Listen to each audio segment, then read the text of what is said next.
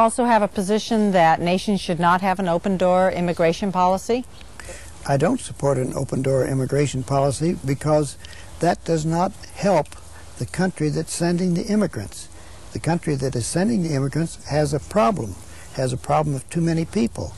They will not solve that problem the rational way as long as they can get rid of the excess, put them off on other people. And I think they should solve the problem of keeping their own nation well run so that people want to stay home. What is the rational way of solving the problem? It's to bring the resources and resources and population in balance. And that means increasing the resources if they can. It means decreasing the population growth, which they can do if they want to, because we have the technological means for controlling birth control now. You mentioned technology.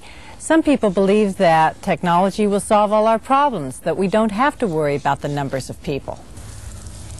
The question whether technology can solve the environmental problems has taken a new life in recent years as we've realized that every technological solution has its costs.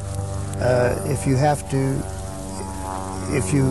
say make their transportation better by improving the number of automobiles that they have, then you increase the pollution. So then you've got to tackle that, and that costs money, and so forth. No matter how you do it, you have to pay for pollution one way or another, and you cannot escape these costs.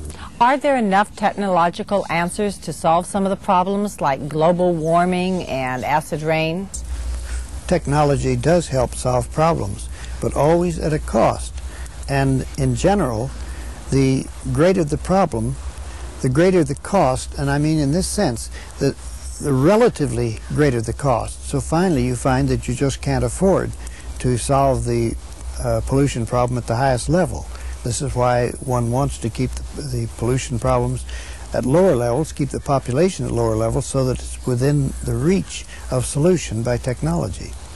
Have humans evolved biologically to deal with all this new technology?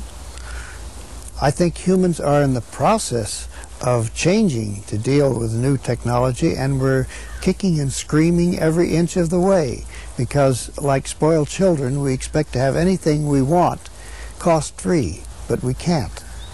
And when we learn the cost, we frequently complain, but we have to deal with this. Why are you able to visualize that people are the cause of the environmental crisis? Long before the general public and many scientists recognized the significance of overpopulation, you wrote about the relationship between population and the environmental crisis decades ago. I think that I was aware of population problems earlier than many people simply because I'm a biologist. Most biologists were aware of this in advance of the others because they see human beings as another animal among millions of species, literally, and the principles that apply to the others apply to us with changes. But the point is that for no species of animal is it possible for the population to grow indefinitely. As it grows, it finally runs into resistances, environmental resistances. We can set some of those aside by our clever technology, but we always do it at a cost. We will use, say, more copper in order to deal with something. Well, that means we're using up that environmental resource.